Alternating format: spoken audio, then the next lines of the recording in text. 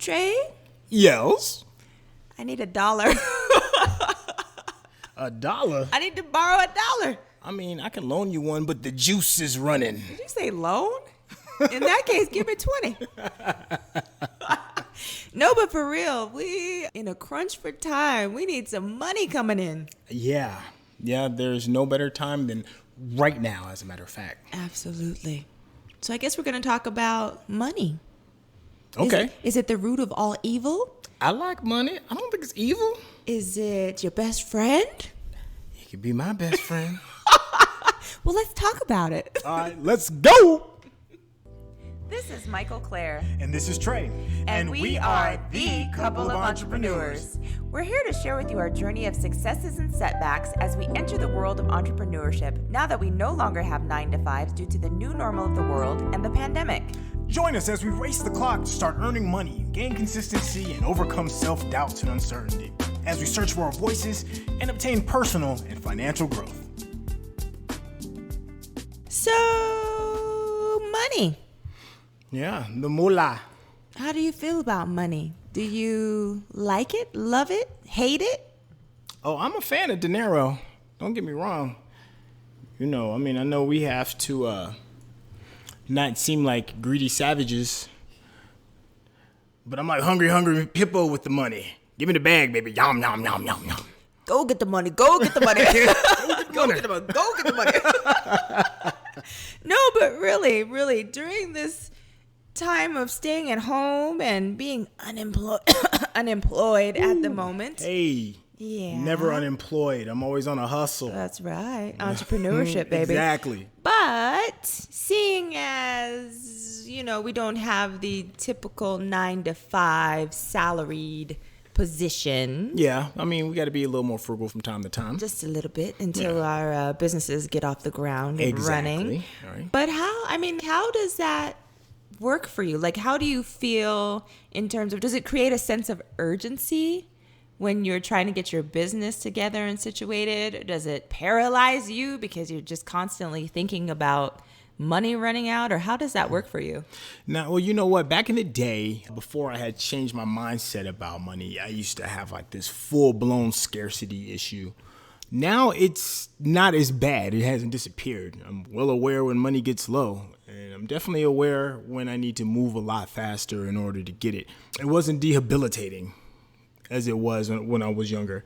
I try to walk around with like thoughts of abundance. You know, money will come frequently and easily, you know, those old mantras, which do work because it really is about a mindset when it comes to it. But I love it. I'm friends with it. We hang out from time to time. Sometimes, you know, money doesn't stay as long as I like it to stay. But yeah, man, I'm cool. How about you? Well, I want to touch on something that you mentioned first before I give my lovely response. Mm-hmm. But you had said, you know, that you have a different mindset about money. Yeah. And that, I think that comes from you being an entrepreneur longer than I have been, because you know that if you need money, you can absolutely make it. Oh, yeah, absolutely. Or you can do what you need to do in order to create it. Yeah, you'd be surprised how resourceful you get when your back's against the wall. Well, exactly. And for me, because I've been in a 9-to-5 for 20 years, right. You know, it was just something that was automatic, direct deposit at the 15th and the 30th. You know what I mean? Yeah. So I have to change my mindset to where I know that I can create it when I need it versus relying on a paycheck every other week. Yeah, well, when you're an entrepreneur, the way you think about money does change, because before you're an entrepreneur, you have to hope somebody gives you the money, your boss, and you will act as such in order to get that money. When you're an entrepreneur, you think of money as if it's like apples growing on a tree, and you're like, man, I need money. So you're going to walk to your tree and just go get an apple, and then that's your money, you know. It's always around. It really is. I think I was listening to some rapper and he was talking about money being currency, like electric current, and like it just flows in waves. I'm getting here sounding like a monk right now, but I kind of do believe that. If you put yourself in the right mindset and vibe with it, it can come to you. I think you can attract money, not without effort, of course. You know, you have to have effort and a plan, but if you put your mind in the right place, yeah, it is as easy as going to an apple tree and picking an apple. Yeah, well, how do you feel about money? Because money is a mindset, and some people view money as evil. Some people think it's a blessing. Some people think it's the root of all evil. I mean, where you stand with it? Well, I actually love money. I think it's a wonderful thing. I think it's a resource that allows a lot of other wonderful things, such as freedom of time, freedom to do what you want in a way, to buy what you want, to have nice things. Mm-hmm. Not that you can't have nice things without money, because there are such nice things as, spending time with family and things like that. But I also like nice clothing and getting my hair done, and not that you can tell right now, but getting my hair done, getting my nails done. Great. Thank you, baby. But things like that, I love money. I love what it affords you. I love what it brings to the table. Mm-hmm. I know though that for me, I am a saver. Mm-hmm. I feel like if I don't have money in the bank, then there's a problem. I view it as a scarce commodity, mm-hmm. which in turn I think obviously is not good, because then I block my abundance. Okay. So I'm trying to work on my mindset as well, because I know it's there. It's always there for me. Mm-hmm. I don't have an issue needing it 99% of the time, but I want more of it, and I don't want it to become a problem where I run out. And that I do think about often. Right.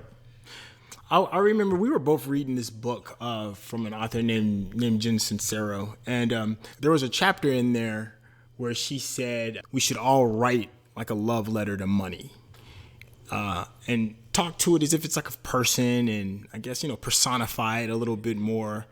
Like, what would you say to money in your love letter? I would start it off with slow romantic music. Maybe a little Jodeci. Oh, I like it. Love Jones vibe here. I feel like I'm about to really go into some kind of poetic moment here. Let me give you some snaps. Thank you. All right. Is that all right? That's all right. That's all right. All right. What would I say? I would say, dear money, I love you so much. You have been such an amazing part of my life.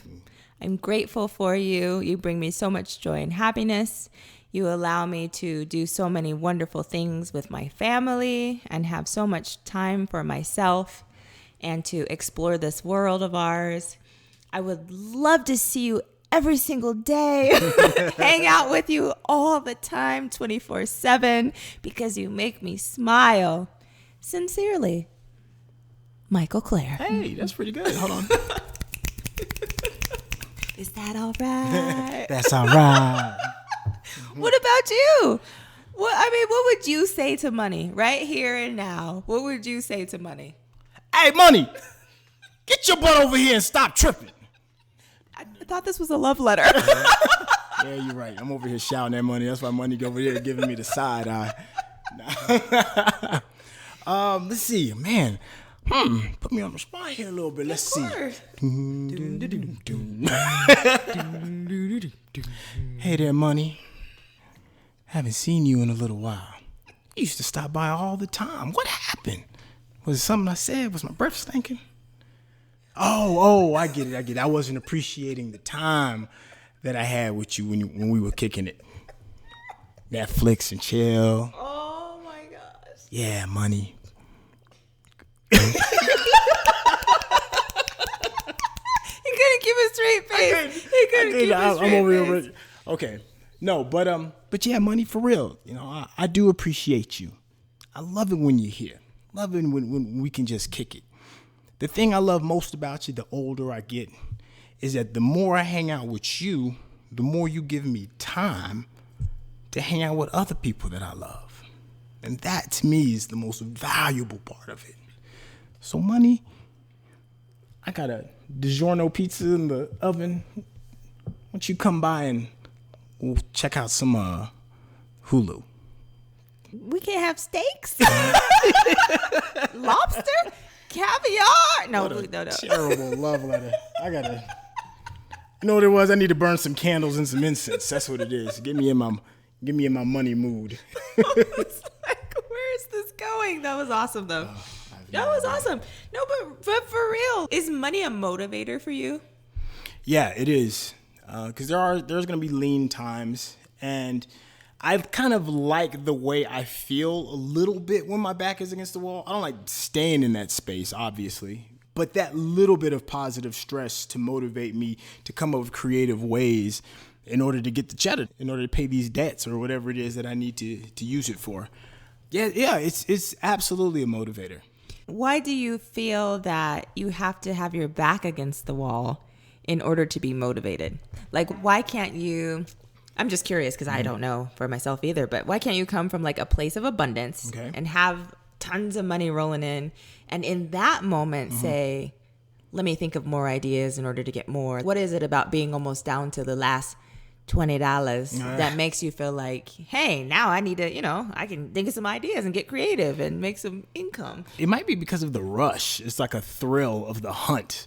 In a sense, like, don't get me wrong. I mean, I can make money without my back being against the wall, but when the stakes are down and it's do or die, it's like game 6, Jordan, game 6, about to take that game winning shot. You can't miss, and it gets those creative juices flowing, and you start coming up with concepts and ideas and things that you wouldn't have been nowhere near as bold to do, but you'll do it because your back's against the wall.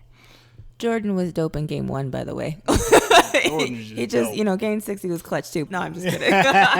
If you didn't watch The Last Dance, go watch it. No. Must-see TV, absolutely. Must-see TV. Okay, so if money somehow becomes a demotivator, well, can it become a demotivator? And can it demotivate enough to consider going back to a 9-to-5?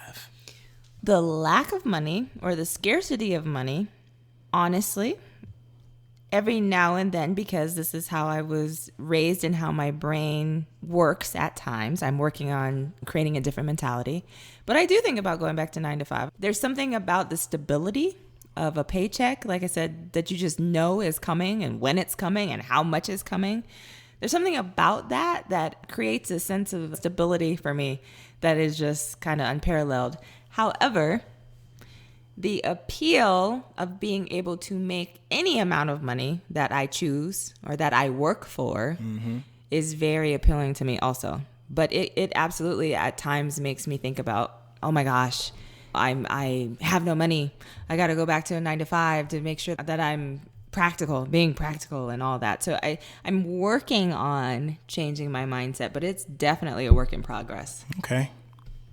I don't think it's odd to think about the possibility of going back to a 9-to-5, because when that fear does set in, it's that what is it called, fight or flight mentality, and sometimes you don't know if you got the fight in you in order to get the money, and it's just a much easier and faster route to just fly back to the old 9-to-5, fly back to that security, knowing that it's going to come on the 1st or 15th or every Friday or however it's set up.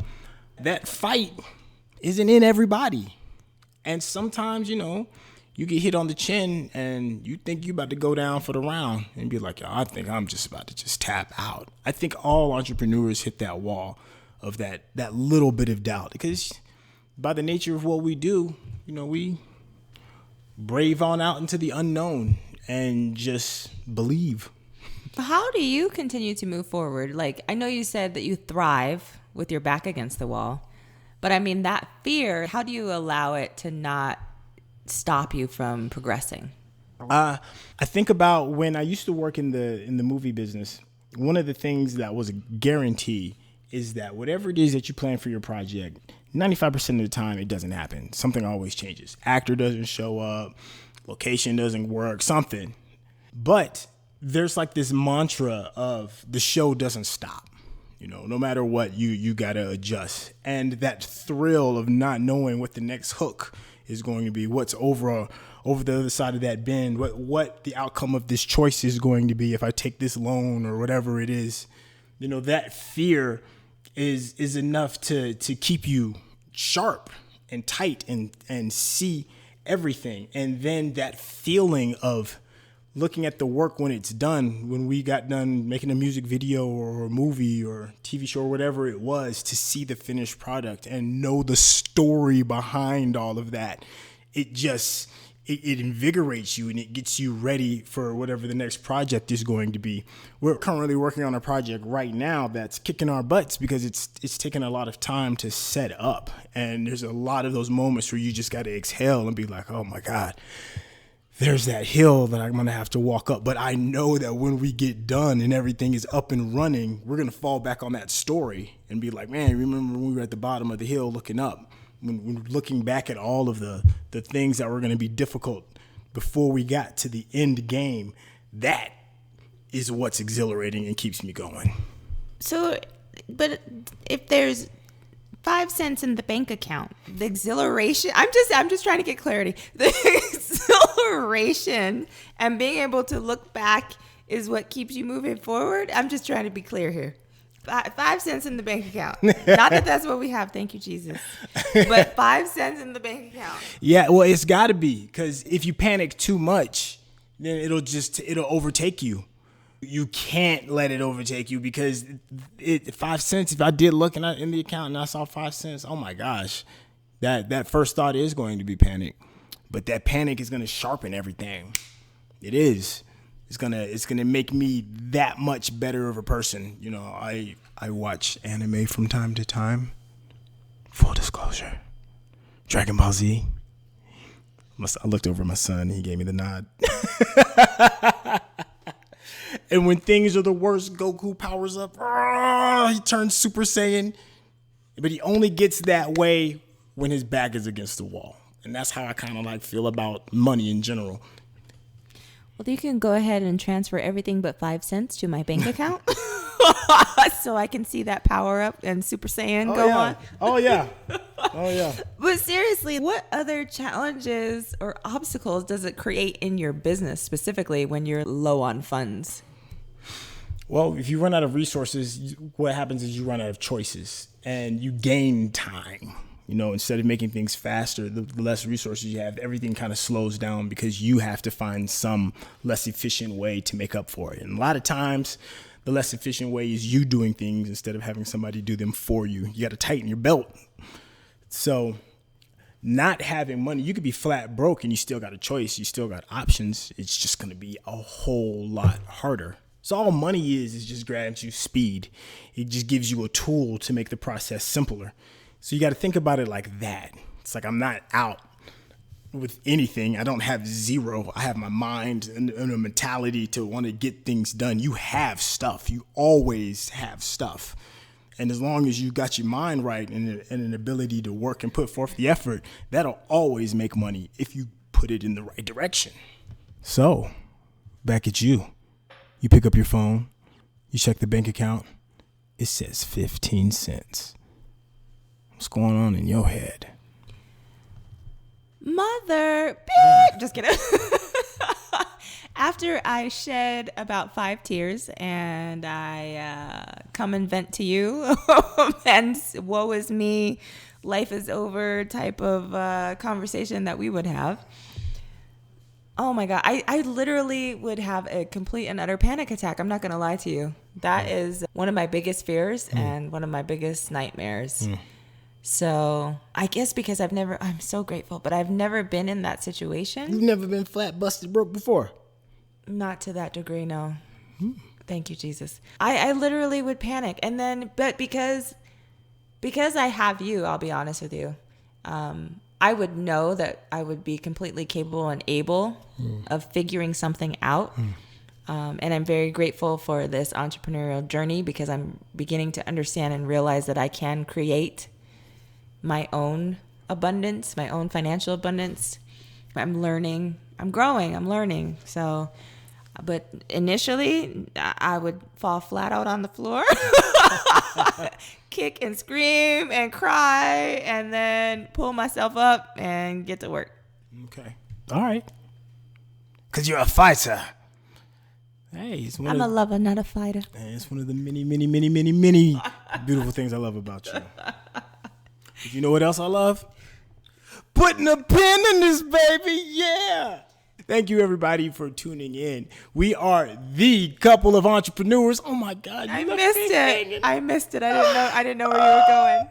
That's worse. That's worse than a 15-cent bank account. Who you with?